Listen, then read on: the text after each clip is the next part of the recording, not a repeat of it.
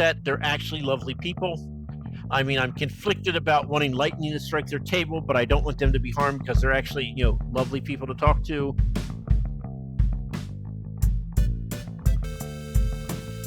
Hello, folks, and welcome to Author Adjacent, a show about the journey from hobbyist writer to professional author. I'm your host, Michael Vadney, and today I am sitting with returning curmudgeon Mike Mollman, author of the Protectors of Brittany series, the Children of Mars saga, and the recently released Proxima Station. Welcome back to the show, Mike. Thanks for having me. You're a brave one to have me back again. I am sometimes described as brave, so I'll take it. Okay. We'll see how far we get and see if I survive this episode as well. But last time we had you on the episode, or on the show, last week's episode, we dove into your author journey. But today, we're going to be digging into selling indie books. And the first thing I wanted to ask you is, why did you want to discuss this topic? So I've been selling books for the last 3 or 4 years at Comic-Cons. I started when I had just one book, which I do not recommend. I went to AwesomeCon and paid $350 for the table, and I had one book. Do not do that. I've made a lot of mistakes. I've learned the very hard way of I have to make every mistake myself. I don't really listen. So, and I figured I could probably, people can, do a shortcut, maybe not make all the glaring mistakes that I made. And, it's one of the few things I feel like I've learned enough that I can speak to. And That is a pretty good reason. So I don't want to say you're famous in the indie community for this, but you're definitely well known for it, for the fact that you now do go to cons with a bunch of other people's books as well. Can you tell yep. us a little bit about that process, about how that all started? So I had the idea last December. I went to a Comic-Con. I shared a table with James Maxey. James has been doing, he always tells people he's not prolific, he's old. He has 25 books because he's been writing for 25, 30 years. So we went there and he like tripled what I sold. And I was like, you know what? He has 5 times as many books. So I shouldn't feel bad about this. And I was like, but I'd love to have that many and make that much money at a con because, I've seen that it's possible.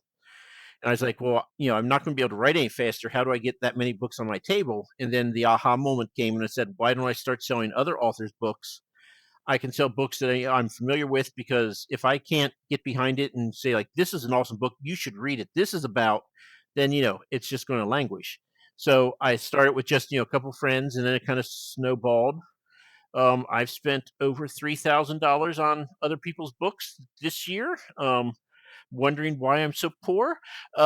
So now I'm selling them, and the other thing that people like in the community is that I've come to the conclusion that you know what, I don't want a Netflix series. It's not going to happen anyway, and I'm not going to pine over that.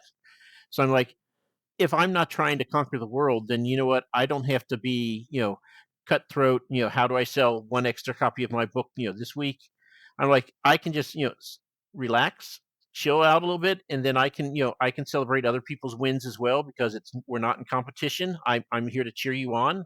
I'll sell my books when I can, but if I can't, hey, you just got a deal. Great, that's awesome for you. I love that. And it takes all the pressure off. It actually, my writing is much easier now that I'm not, I have to finish this so I can publish. Plus, now that I've been doing it for a few years, I realize that if my book comes out in August instead of April, that's only 4 months. It's going to be out for 30 years. This 4 months really going to matter? So you just kind of realize why are you twisting yourself into knots? So, I can sell other people's books. I can celebrate them. I always post what I sell. And, Molly Macabre, her Dark Bloom horror with a side of romance in it. I can't keep those on my shelves. I brought two and I sold two. So I brought three, I sold three. I'm like, if I bring enough, she's going to outsell my own books at this thing. But, which is fine because, I make a little money on every sale. So, great. But yeah, so that has been the biggest thing is like, you know what? I'm going to retire in 2 years. Should be able to, knock on wood. But anyway, so, you know, I don't have to have the money. It's not life or death. I'm not trying to become, the next Abercrombie. So why am I pushing myself to so hard when I should just enjoy it? And it makes all the difference. Uh, and I don't mind sharing transparency posts. This is what I did. You can do better, surely, but if you're just starting out, here are some pointers. You know that and that's makes all the difference. I mean, if you want to go the Comic Con route, I've done a lot of things. Some of them weren't terrible. Uh, I mean, I think really there's when you publish your book, you have three choices. You can go, and they're not mutually exclusive, but you only have so much time and money. So you can go to Comic Cons and sell physical copies, which every one you sell, you're going to make more money than you will from Amazon or an ebook. You can not go to Comic Cons, but advertise your books, which I don't understand. And the couple times I've tried it, I've spent $280 to get $20 in sales. So, I mean, there's other people who've talked about, well, you're not going to get your money back per se, but if you do this, they know that hands down. I don't know that. I'm just throwing money away, so I don't advertise my ebook or anything else. And then the third one would be put it out there and hope, which is not a strategy. Yeah, that's a prayer. So that's I mean, it'd be you should probably do a little bit of all three, but you know, uh, those are basically the avenues. Or you can try to be traditionally published, which is its own can of worms. And I sent out 3 query letters, and I was like, "Oh, this is for the birds. No, I'm just going to self-publish."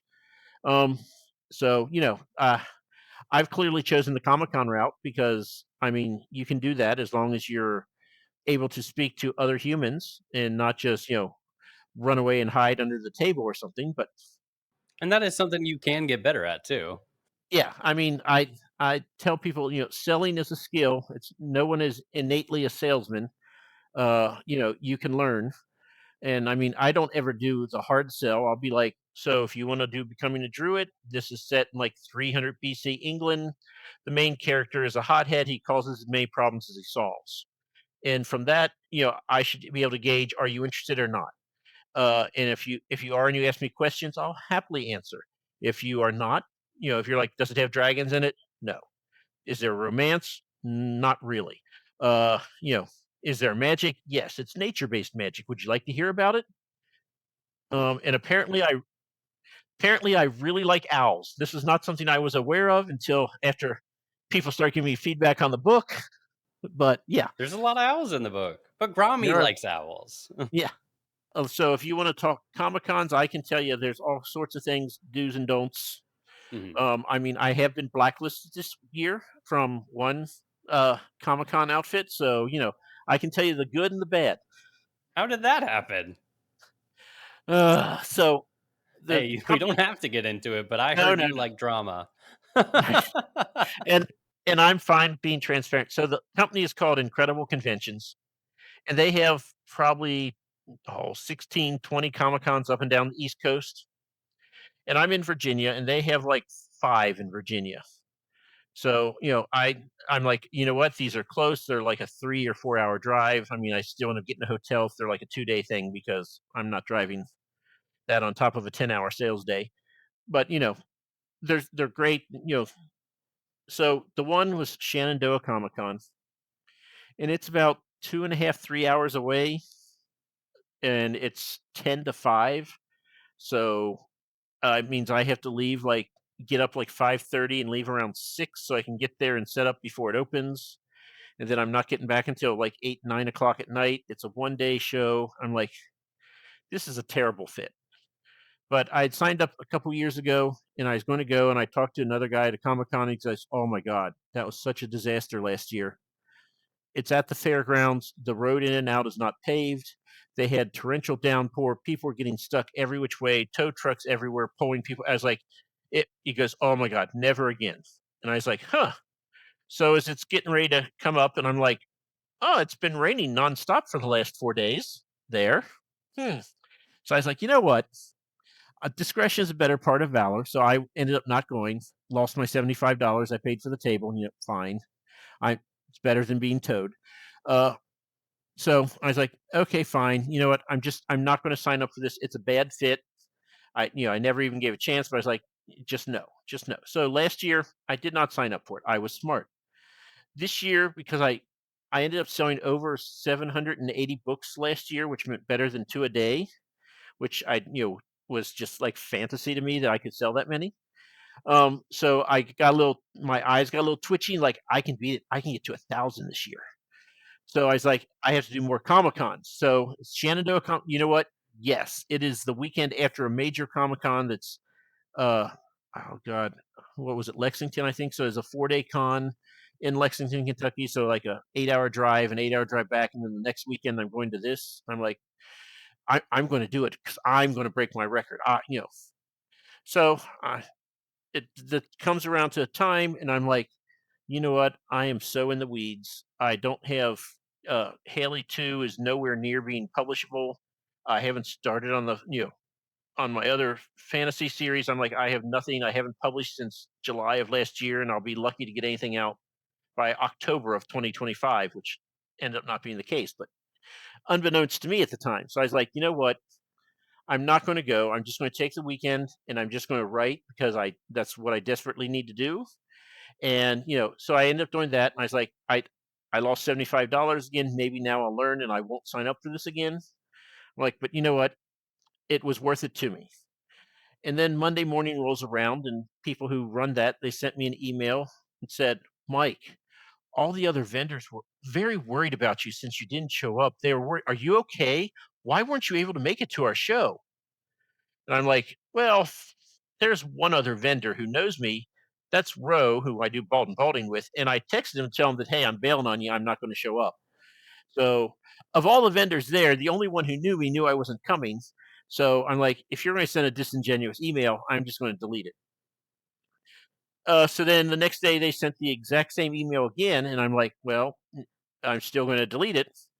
Fine. So then when the weekend comes around, I get up Sunday morning. I'm like, wow, I have an extra $500 in my account that I didn't have yesterday. Huh. And I looked, and the other 4 events that I was going to do with Incredible Conventions all got refunded to me. They never bothered to say a word to me. They just put editorial review. Here's your money back for all 4 shows. So apparently I've been blacklisted. I mean, I'm not innocent here. I understand that, but I'm like, you coulda, I was like, so now I'm curious. I'm like, is this like a lifetime ban? Is that just this year? How hard is this hand smack? I don't even know because you won't talk to me. So I'm going to apply next year. So I'm going to apply for their show in February. And, if I don't get in, I'll be like, okay, so apparently it's, lifetime. Oh, well. But I mean, when they did that, 4 shows got taken off my schedule. I, revamped. I found 3 more shows to replace them. My buddy James Maxey said, hey, I'm doing this show in Richmond, Virginia. You don't even need a hotel room. You want to do it with me? I was like, oh my God, yes. So, I mean, ended up upgrading. I have better shows. I will sell more than I would have with their 4. So, I mean, you know, I don't know if that's the best path forward. They'll sell the table. So I guess they'll move forward with their lives, and so will I. But okay, whatever. I don't feel bad. Maybe I should. I didn't communicate, but so don't do that. Uh, I have once Lexington Comic Con in Lexington, Kentucky, which there's no reason for that to be as big of a Comic Con as it is, because Lexington is a city that doubles when the school's in session. University of Kentucky. I mean, I went there. I know. So there's no reason why it should have that big of a, but it does. So a couple years back, I was supposed to go, and I got sick, and I got laryngitis, and I was like, "Hey, I can't make it. I can't talk." And and I made sure to tell them because they're again a big show, and I want to stay on their good side. For these other shows that are like a 1-day show that's 7 hours, I'll make $300. Okay, if you want to ban me, okay, fine. Yeah, you already replaced the show with something that works better for you. Yeah. So yeah. So but you probably should be a good citizen and not do that. Maybe I should have communicated first, but Mistakes were whatever. made on all sides, and that's all I'm going to say on that. So But and when you're not getting banned from cons, though, like, what is your strategy going to them? since I've done a couple shows with James Maxey, who's really taught me a lot. I mean, I thought I knew a lot about Comic Cons, and I talked to him, and His with him going again. He has 25 books. He's like, I'm not going to do a 1 day con. He's also like 10 years older than me, so he's in his 60s. He's like, I'm not going to load and unload for 1 day. Not worth it. I'm not young anymore. Just not going to do it. So I'm a little younger, so I'm going to do that now for a little while longer. He also just has a ton of books. I mean, if he doesn't sell at least $1,000 at a show, why would he ever go back? I've I've broke 1,000 like 5, 6 times. So, I've done it. I've got up to 1,500 is like my high watermark. But I don't break 1,000 at every show. That's still noteworthy for me. But I'll get there. So it's kind of when you're starting out, smaller shows are better because like I just did Big Lick Comic Con, an artist alley table costs $60 and it's a 2 day show. One of the best values out there. If you can't sell, $60 worth of books in 2 days, you need to regroup and think about it and figure what you're doing wrong. Even if you just have one book, that you can do that. Um, I've gone to a couple book fairs where it's so Comic Cons, all the nerds are concentrated in one place. So that's great if you're a sci-fi and fantasy writer and even horror. I've done book fairs where everyone there is a book lover, but they might very well be only into romantasy or lit fiction, lit fic, you know, but they're there. You can still sell books, but you'll see every genre. And what I found is it places like that. I went to one last year in Ohio. They had the big revival tent, had 100 authors inside it, and I had 5 books, and I sold Becoming a Druid, which is the first book in my fantasy series, and I sold Haley Traveler, which is currently the only book in that series. But I sold 0 books 2, 3, and 4. And at a place like that, when you have 100 different authors, they're like, you know what? I'll try Michael's book here, and then I'll try that person's. They're just going to buy one of each, and see who they love, and so they're not going to buy your whole series. So if you have like one book, or if it's you have a couple standalones, perfect, because everything you have is in play. Whereas I went with 5 books, and 3 books I did not know, and I don't even know if they picked it up, except for maybe to say the 4th book had a dragon on the cover, and ooh, I like this dragon. And then be like, well, it's book 4, and then they'd put it down like, okay, I'm not buying 4 books from you, from an unknown author. I mean, Comic Cons, you'll get that, not as often as I'd like, but you will. Um, but it like a book fair, no, they're like, I'll try one from you and one from them, and do that. So if you're starting out, smaller cons, book fairs. I have now every month I go to a brewery. They have it from Sunday from 12 to 5. They have an artisan market once a month. And I mean, I don't sell a ton, but it costs me $100 and I sell about $300 in books. It's local. It's a 40-minute drive from my house. It's one afternoon. You know, why not? So, I mean, you can find, farmers market. I've 2 years in a row now. I've said I'm going to go to my local farmers market at least once a month and sell my books. I have not gone yet. Um, there's a bookstore that will absolutely host you for like book signings. I was like, well, I'm going to do it when the 4th fantasy book comes out. I'm going to do it when my sci-fi book comes out. I'm going to do it when Proxima comes out. I have not done it yet. I know where it's at. I know people like, it's not bad. It's an afternoon. You'll sell 20 to 30 books. And I'm like, that's amazing, selling that many books. And I just haven't called them. Is there anything particular that's preventing you from doing those? So in chemistry, since I'm a chemist by trade, we have a thing. There's a thing called activation energy. You have to get so much energy to get it to happen, and then it'll go. And apparently, that activation energy for me is just very high. I mean, I won't tell you how many years it took before I finally got around to calling a doctor to have a doctor's appointment. Now I'm in my 50s. I'm like, well, thank God. I'd have high blood pressure, all these things. But thankfully, once I called, and then they, like, your appointment is scheduled for. And so, but I mean, I was probably 36 or so before I finally called. But, you know, uh, so yeah, activation energy. That's the problem. It's just me. Um, but I know it's me. That's what you get. So what has worked for you then? Like obviously going to cons, that's the route that you decided to go. What is it about going to cons and selling there that is the avenue that appealed to you?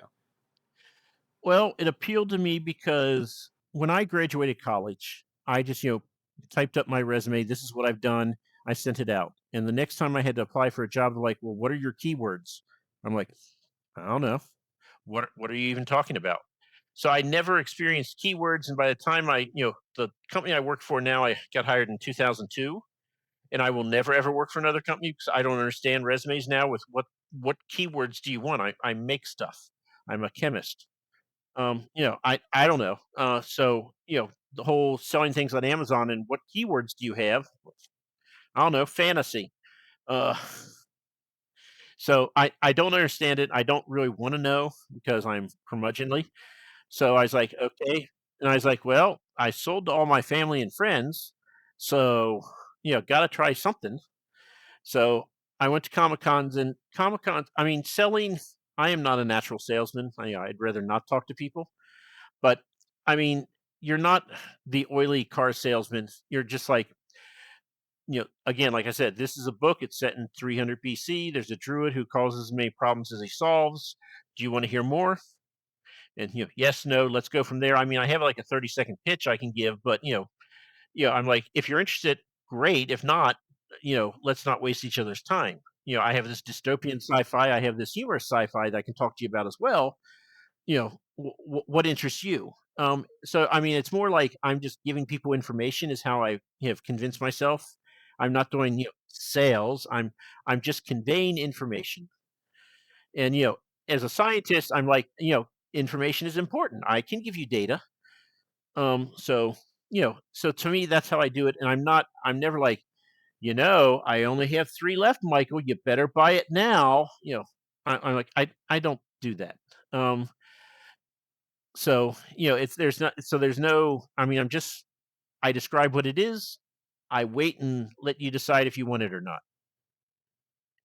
Every so often you get a oh, every so often you get the awkward person who will be like, "Well, I just want to read a chapter in the middle," and I'm like, "Okay, I'll just stand here and not stare at you, but what am I supposed to do while you're reading my book in front of me? Not awkward at all."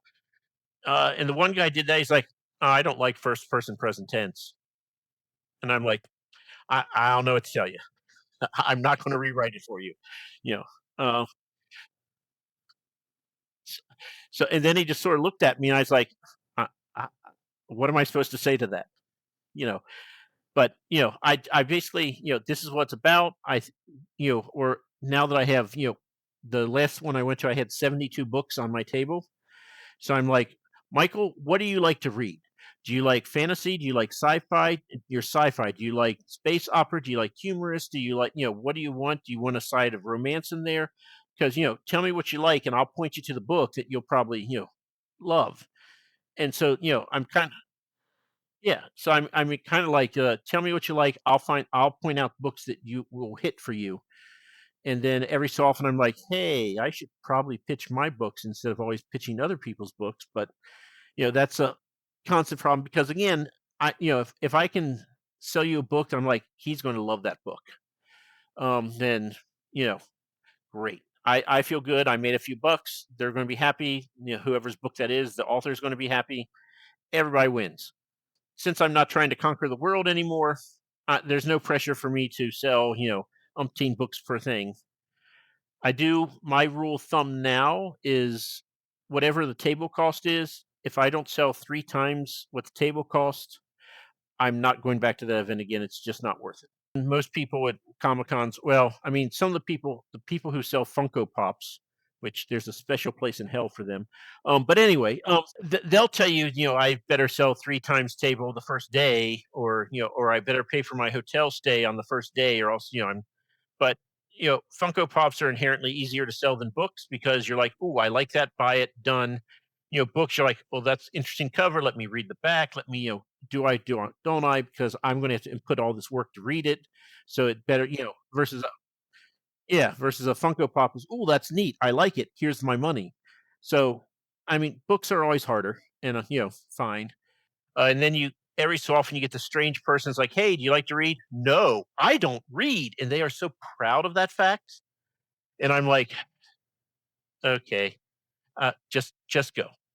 And they don't stop. They're like, "I don't read," or "I only watch TV." And I'm like, "Okay, great." Tell me you don't vote. Yeah.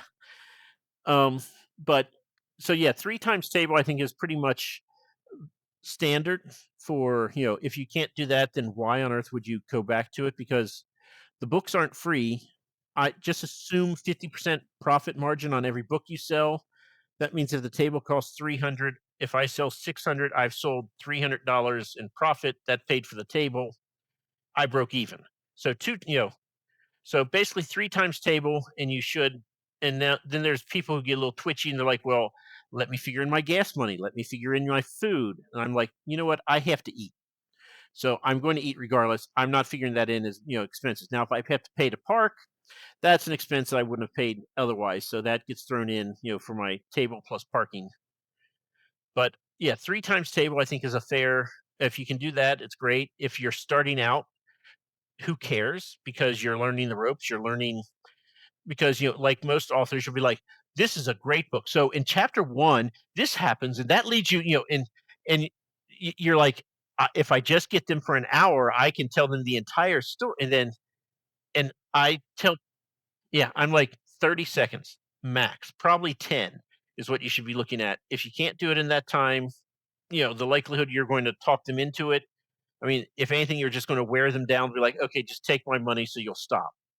And I don't know about you, I don't want to sell things that way. I've seen people who literally will just keep talking and talking, and just like, I'm like, oh my god, just leave. Just, you don't have to stay there. But I mean, the people are like staring off into space, and the guy And is they just, just feel trapped by that social contract. Yeah. yeah, and the guy has just not picking up on any clues, and he's just continuing to talk. One guy was literally had a comic book, and he's like, and on this page, I love this, and I'm like, I'm like, oh my god, he was right next to me. I mean, everyone would like walk away from him so they didn't get trapped with him. I'm like, I'm not getting anyone to my table because you're an idiot. So, and you always get, sometimes I've had amazing setups. Like, I don't know how I got this thing, but the foot traffic is amazing. Like Yeah. when I got 1,500 at Indianapolis, because I was on the end right by a popular, and then this last one, they put me in the basement away from the main hall. And I still sold like 750, but if I'd been in main hall, it would have been 1,100, 1,200 probably. Wow. So, So placement at the con really makes a big difference. oh yeah. So that's the one thing James told me that I'm slowly embracing. Actually, this last con was the first time is you can go for an artist alley table, and they're always the cheapest table that you can get, but they're always pushed off into the corner, and you don't get the foot traffic. But for instance, the Big Lick Comic Con I went to, I paid $185 for my vendor table. If I got an author's or artist alley table, it would have been 60. So I'm paying 3 times. But James is always telling me, he's like, Mike, you'll get at least 5 times as much foot traffic. You'll have more opportunities to sell. It will pay for itself. You have to do this. And I'm like, I don't know. Like, Lexington, Kentucky, I paid $250 for my artist table. He paid 700 for his vendor's table. I'm like, okay. I'm like, $700. That means 3 times table. Yeah, I've never sold that much. So I was like, I on Twitter, I was like, okay, James, I'm going to try it. This is 185 versus 60, so it's not that big a deal. I'll give it a try. I stopped going to the show because I was like, I can never break 400. No matter what I do, no matter how many books I've had, I can never ever break 400. So why am I going to do it and get a hotel for a couple nights? So I was like, okay, I got blacklisted. I have to do this one now. I'll try the vendor table, and I sold 750, and I'm like, okay, I got 4 times table. That's good. And if I had a better placement, I've been 5 or 6 times table. So you know, but I mean, you learn small. Have to learn your technique. The other thing that James taught me that I'm trying to get better at, because again, I'm an introvert at heart. I want to be a hermit. I think Aspire. most writers are, so this is about to be good. So, because I was there with James, he's like, you know, if they don't come to your table, you can't sell them anything. So you have to get them to your table. So he has a little dragon puppy. He'll be like, "Do you want to fist bump the dragon?" So call people to get them to come over. Or the thing that he does, and I've totally stolen, and I use it all the time now, is, "Do you like to read? I like to write." And I and like you'll that. and you'll always get a smile. And if they come over, they're a reader, and you're like, okay, now they're happy you made their, you're starting off right, the relationship. And like, if I have 72 books, surely I can sell you a book. If at a Comic Con, if I have 72 sci-fi and fantasy books, I have a couple historical mysteries now. So if they're like, I don't really read that, I read historical mysteries. Well, guess what? I got two right here. You want a Boom. thriller? I got one there. I got a couple cozy mysteries that take place in the North Pole, uh, with enough Christmas references to choke a reindeer, according to the author. Uh, I was like, I got young adult, I got middle grade, I got fantasy, I got humorous fantasy. I'm like, you name it, I got it. I don't have nonfiction, Yeah. but then how many nonfiction people are going to go to Comic Con? So Not very many. That's not what yeah, people are going there for. so I'll But I'll no, take it. oh yeah, but I never really thought of like having, I don't want to call it a gimmick, but a gimmick to get someone to your table. Like the fist bump the dragon, that's hilarious. And I do really like that joke. That is very much like my kind of vague dad humor kind of thing. I'm into that. It's I'll give you another one, another author who I've not had as much luck with this. And James is like, you have to find your pitch. He's like, so and so does this. I've tried it. I don't do nearly as well as him. You got to find out what works for you. But another author, he'll just sit there, and as people walking by, he'll go, fresh words, words for sale, fresh words. Surgeon General says consuming fresh words daily will make your brain stronger. And you'll get people to smile and laugh, and you'll get people to come over. And back when I first started, because scientist, so I like data. So I would keep track after every encounter. I would keep track. Okay, did I give away bookmark? Yes. Encounter. Did I sell? And I was somewhere between 34 and 38% of people who came to my table bought something. So, if I can get more people to my table, maybe I take a hit because they're lower. But if I sell 30%, but I get twice as many people to my table, I like that math. So, but it's really hard. I know a couple authors. I talked to one because I was thinking about maybe we could share a table, and I was like, you just got to get him to your table, because he just sits there the whole time and like, oh, you're here. I'll talk to you. I'm like, one, you got to stand. If you're not standing, you're not selling. Um, and two, you have to engage with people. You can't be on your phone, or God forbid, some writers actually start writing a chapter. I'm like, well, now they don't want to interrupt you, so you're never going to sell. Why don't you just stay home? You got to be more comfortable than at a Comic Con. Um, so I mean, you have to engage with people, and you have to make eye contact. And for the longest time, I'm still getting better, but I would wait because they're coming, and then they'd get like right in front of me, and they take another step, and then I'd like make my call. Do you like reading? I like writing. And by that time, they've already taken a step past me, and they're more likely to keep going and ignore me. Two steps earlier, Mike, and you would have had them. Two steps earlier, but no, you didn't really want to talk to people, so you waited, and then they walked away, and so you're secretly happy and annoyed at the same time. Um, Ooh, real talk, Mike. Real talk. Not cool. I didn't come here to get called out like this. so I mean, it's you got to engage. Now I will tell you, rules are easily broken, and I swear I'm not bitter. I mean, I am a curmudgeon, but I am not bitter. But if you are a young, attractive author, you can be sitting the whole time, and people will come up to you, and you can sell the books like nobody's business. Your conversion rate would be way better than mine. But what am I supposed to do? I'm not young. I'm not attractive. I can't change either of those. So I'm just going to do what I can do. So I'll try to be ridiculous and see if I can get you to laugh and come over. You know, do what you got to do. But some people have arrows in their quiver that you don't have, and you got to be okay with that. Yeah, you got Um, to work with the assets that you have available to you. right. Mike, you have an excellent sense of humor, so you use I that. mean, I could wear a real low cut shirt, but nobody's going to want to see that. And we They'll can get probably you a wig too if we really wanted to. Big they're long gonna blonde one. they're gonna run away in horror at that.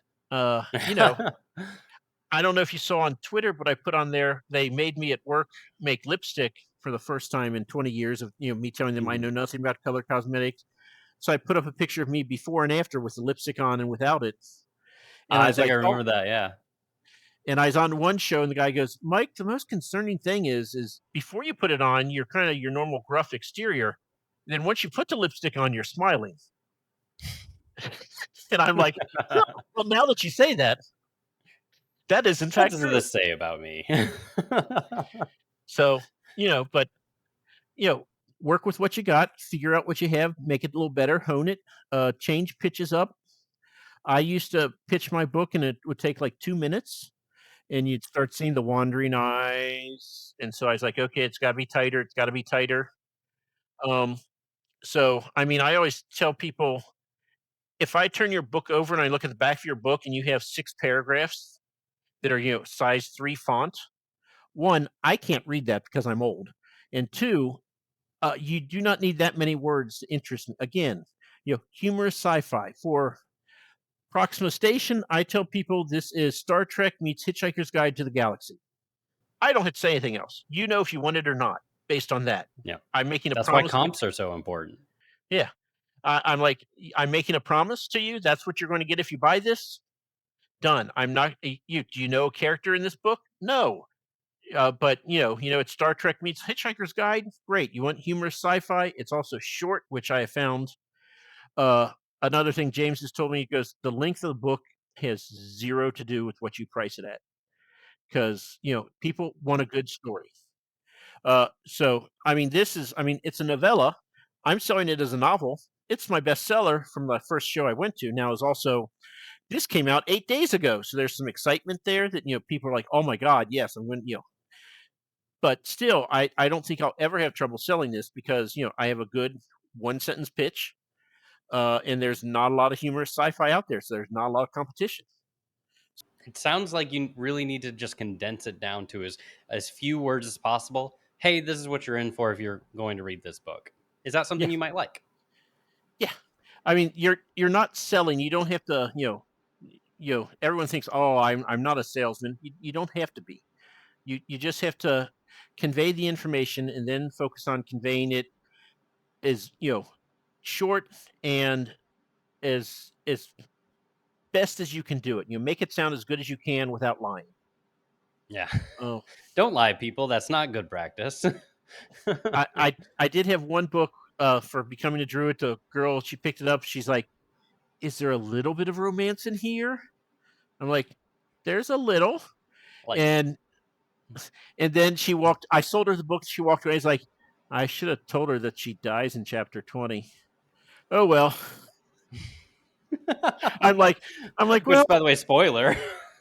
that's probably a 1-star review in my future, but I made the sale. Um, so now I have Just romance. don't make that your norm. Yeah, now I'm selling romantasy from other people, so I can be. Oh, you want romantasy? Walk over here. I'm There you like, go. I have one that's. I mean, I now know the difference between steamy and spicy, and open door and closed door, and I'm like, what do you want? I have it. If you want Oh, spicy open door, didn't know what that was. Kind of could have gone through life without ever knowing, but now I do. So too you know, late, Mike. You've been tainted with knowledge. ex- So, so for somebody who wants to go like the con route and they want to hit the road and set up their booth and sell, how do you recommend people finding these cons? Because like everybody knows about the big Comic Cons and Worldcon and Dragon Con, but how do you go about finding all these other ones to go to? well, if you're new and you have one book, don't unless it's a small Comic Con near you about. Don't go to farmers markets. Go to the artisan market at the brewery. Go to a winery that has a once a month, or do that. You'll meet other vendors. Talk to the other vendors. I don't usually recommend talking to other people, but you really have to. And just like, well, where else you sell? What works for you? I know 2 different people who've gone to Renaissance fairs, and one swears by it, says he can't keep enough of his books in stock, and the other said, I sold 2 books in 3 days. I'm never doing it again. So you don't know. Ultimately, you're going to have to try it. Some people be like, well, I'll just attend it this year, and then next year I might sell. I have never attended Comic Con that I didn't sell at. I've only been there to sell, and now I'm like, no, I've been. Comic Cons are geek flea markets. That's what they are. Um, so I've seen all the stuff, and it just amazes me because I'm battle hardened now, and I'm like, why would you buy that? What are you even going to do with that after when you get it home? I mean, sure, it looks neat there. I mean, 3D printed dragons, people buy it's like, "That's great," but you're just gonna set it on a shelf somewhere, and then a month from now, it's gonna be so covered in dust, you'll be like, "Ew, this is dirty." I mean, you know, why would you buy that? Um, so I, I I don't know. I don't know that I would enjoy going to Comic Cons if I'm not if I'm going, I'm going to sell because that's me. But try something somewhere, whatever it is, small. Talk to other vendors.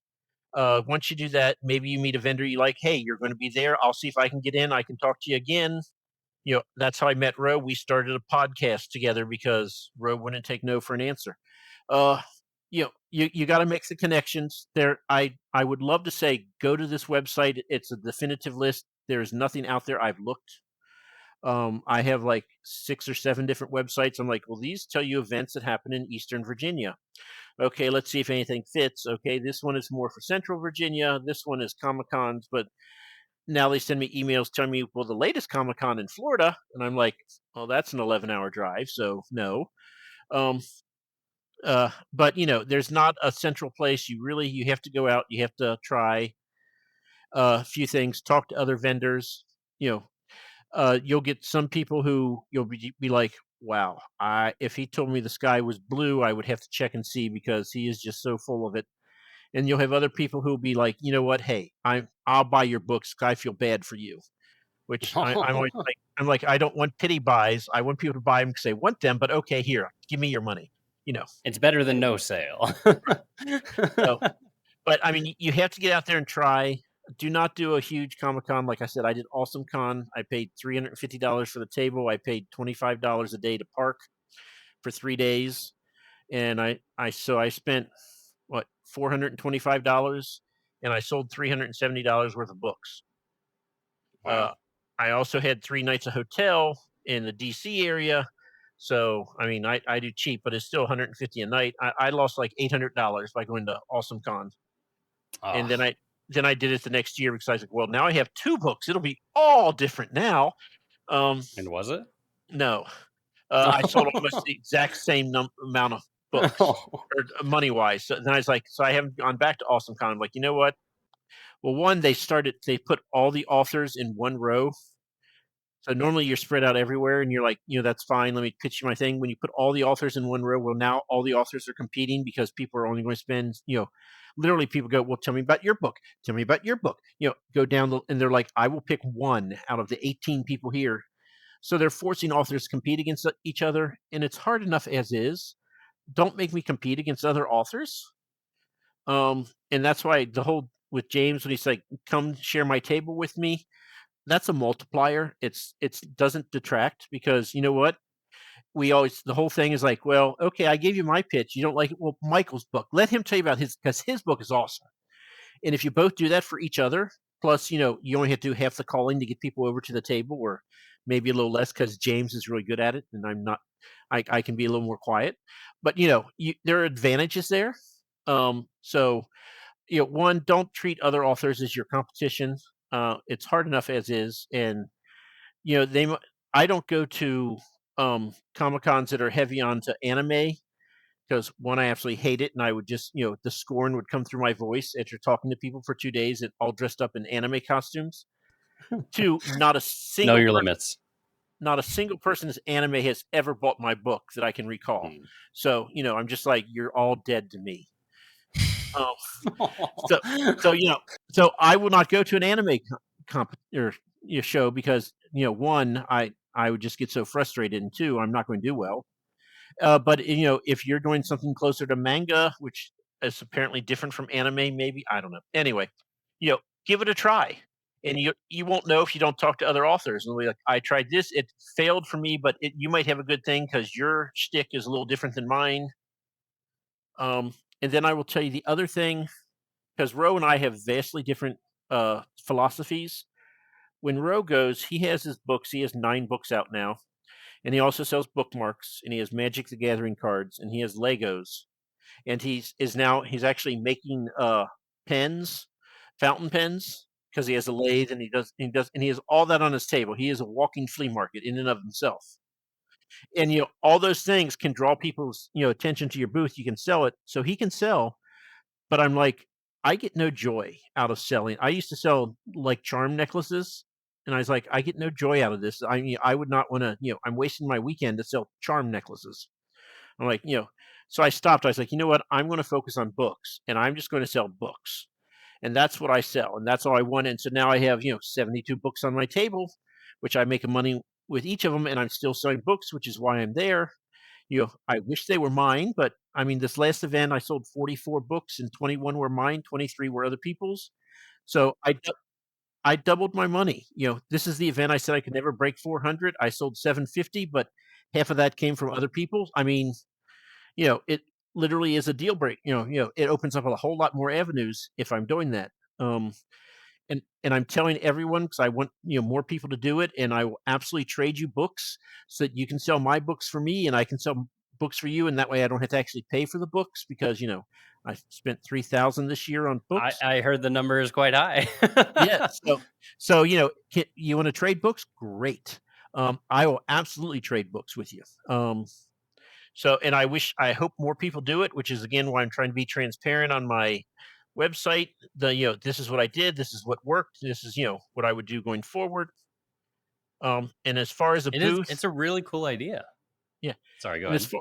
as far as a booth goes, just the basics, because people are like, well, I don't know if I can afford, what I need for a booth. I would tell you, buy a black tablecloth. To put over the table that goes down to the floor because you're going to store anything else you bring with you under the table and you don't Yeah. want it to look junky. Hide that, make it look professional, have a black tablecloth. Fine, $20. And then you can have a retractable banner. I'm ridiculous. I have three. But one is fine to start with because you may hate Comic Con, decide you don't want to do it. So don't throw all this money at something you may end up not doing long term. Yeah. And even better is I got a table runner, custom made with says author Mike Mollman. It has the cover of the my dragon book and then my sci-fi book and says fantasy sci-fi author. Mhm. $30. So I 20. love that. I've seen pictures of that table runner. It's really cool. So $50. You have the black tablecloth. You have the table runner. You're advertising yourself, and then if you like it, get the retractable banners later. Um, you know, but they're 130, 150 when I bought them, so probably 150, 170 now. But I mean, you don't have to have that. Have something so they know it's you. So they, they always say in advertising, people they have to see it 7 times or 13 times, whatever the magic number is, before they buy it. So have your name there so they can see your name. Have them associate. Oh, there's a dragon. There's a spaceship. Okay, now they're going to, if they walk by it 4 times, that's 4 times they've seen you. They're associating you with this. You know, you never know when it'll pan out. Yeah. Uh, And like you were saying earlier, with like finding cons and finding all these strategies and stuff, once again, it comes back to the community. It comes back yeah, to just participating and just being like, hey, this is who I am. I'm going to help you out now. You're going to help me out later. Like it all comes back to that. So yep. much of it. Like I had mentioned to you, I don't know if it's off camera or not, but this sword right here, I got because the guy across from me, he had all these swords, metal. They're all Damascus steel, and he just said, "Hey, come here." And I went over. He goes, "I'll trade you any sword you want on this table for your 4 books in hardback." And I'm like, "Done." That is I mean, such a good deal. you never know who you're going to meet, and you get a few things that you like, and then it's like, why did I buy that? What am I supposed to do with it? Um, but You yeah, put it on your shelf till it gets dusty. Remember, you already know what to do with it. exactly. So, but yeah, so do that. Start small. Talk to your neighbors. Actually, when I go to Steel City in December with James again, we're splitting the table again. The people next to him sell Funko Pops. That they're actually lovely people. I mean, I'm conflicted about wanting lightning to strike their table, but I don't want them to be harmed because they're actually, lovely people to talk to. But they're selling Funko Pops, and the big thing is that they're like, "Oh, we're running low. Go back to the car and get more." "Oh, we're running low. Good." And I would love to have to go back to the car once and get more. I would love for that to ever happen to me. I'm just saying, do not start praying for that lightning. Do not do it. No, no, I'm probably too close. A book's very flammable. Um, That is true. so, but that y- that's how you start, and be willing to take criticism from people. Like, hey, can I? If they say, can I critique you? Like the first time I was with James, he's like, do you mind? Do you want me to critique your selling? I was like, oh my god, absolutely. He's like, okay, well, it's not much. Like, no, no, be as harsh as you want. I mean, again, went to Catholic school 12 years. I'm the third of four boys. Do not try to be subtle because that doesn't work. Be I will like, not get it. it's like, you're an idiot. This is what you're doing wrong. That you have to be that direct to me. Roe is actually my editor, and he'll be like, no, this is stupid. And I'll be like, thank you. And then he'll tell me why it's stupid. I'm like, okay, I understand. I'll change it. They're just words. I'm not, you know, I'm not in love with them. So I'll heartbeat, I'll change them, make them better. Okay. So, I mean, but you have to be willing to take criticism. You have to, be willing to try different things, try different pitches to get people to your table, be short. I will tell you for this is my back cover, and I was really kind of upset that it's that long. I mean, the font is kind of big, but my back cover, if it's over 70 words, I have to cut it down. I will not put anything on my back cover that's more than 70 words. I'd like it to be less than 50. Yeah. You got to keep it And short and punchy. for Haley 2 is coming out later this year. Uh, my back cover is go see the gas giants, they said. It'll be fun, they said. What could go wrong? That's it. Do you know what my book is about? I bet you do. You Yeah. know, and I'm like, I'm not, did I mention a character's name? Did I mention, any? No. But you know what the story's about. And, the other thing is, if you do it that way, then in your head, you're like, oh my God, I bet this happens. I bet that happens. And maybe it does, maybe it doesn't. But you're like, oh, this would be so awesome if this happened. And you're letting It them sell builds the book for excitement. you. Yeah. Yeah. In their head, they're building the excitement themselves. They're helping you sell this book if you, give Ooh. them. But if you sit there like, and then the next plot twist is, and you tell them everything, they have no, their imagination cannot be engaged. They can't get excited. So don't do that because they will help you sell the book. Yeah. Um, That is perfect. Like so, I definitely agree with that. I never thought of doing the really short one because people talk about blurbs all the time and they're like, yeah, just make it less than 100 words. But no, making it even like 3 lines, that's what will stick in someone's brain. yeah, Absolutely. yeah. Are you going to remember 100 words? No. So I'm yeah, I'm trying to remember the entirety of the blurb that I wrote for my own debut novel. And I can't remember all those words right now.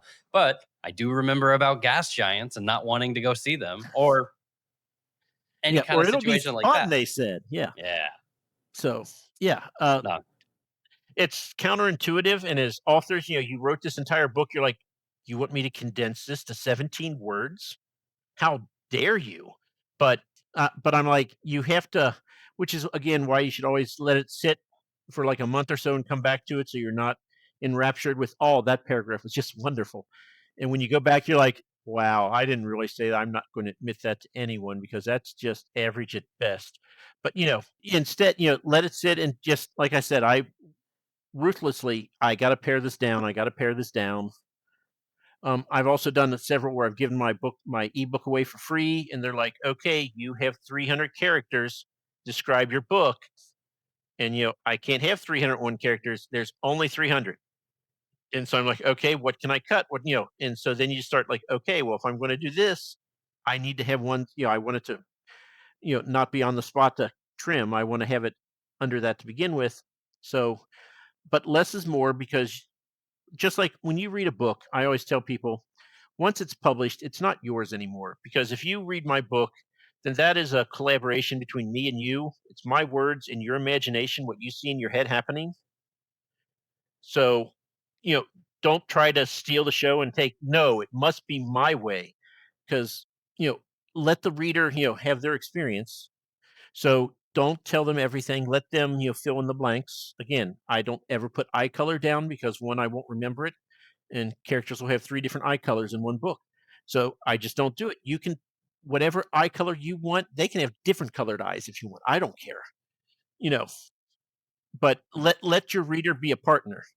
That is a perfect moment for us to be ending the episode. Wow, yeah, I never really thought of the collaboration between the writer and the reader described in that way. I like that a lot. Thank you so much, and thank you for coming onto the show. But please tell the people, where can they find you? Where can they find your books? So I am now back to exclusive with Amazon. So you can find it there. Everything is on KU. 3 of the audiobooks are on Audible. If you're wanting to look for me, go to authormikemollman.substack.com. That's where my newsletter is. That's where my posts are about other people's books. That's where I post my Comic-Con results and how I did and what I think I can do better next time. Reach out to me. My Linktree is author Mike Mollman at linktree.com. My email is authormikemollman@gmail.com. Reach out to me. I'd love to hear from you. I'll sell you books cheaper than what you can get them on Amazon, and I'll sign them and wrap them. I would love to have more interaction with fans. So, and I try not to be. I'll tell you, I'm not scary, even if I seemed a little gruff at times. That's just the lovable gruffness. Yeah, that's it. It's something I can get behind. You're working on your curmudgeon-y exterior. Right. I'm trying to be more people-friendly and more curmudgeonly at the same time. It doesn't make a whole lot of sense, but, I'm just a bunch of, what am I looking for? Contradictions. That's the word. I was about to say conniptions. I was like, no. Conniptions is not what we're going for. All right, folks. That is going to be it for us today on Author Adjacent. Remember, until next time, let's be author adjacent together. See you, folks. Thanks. We're struggling. We're getting tired. Yeah.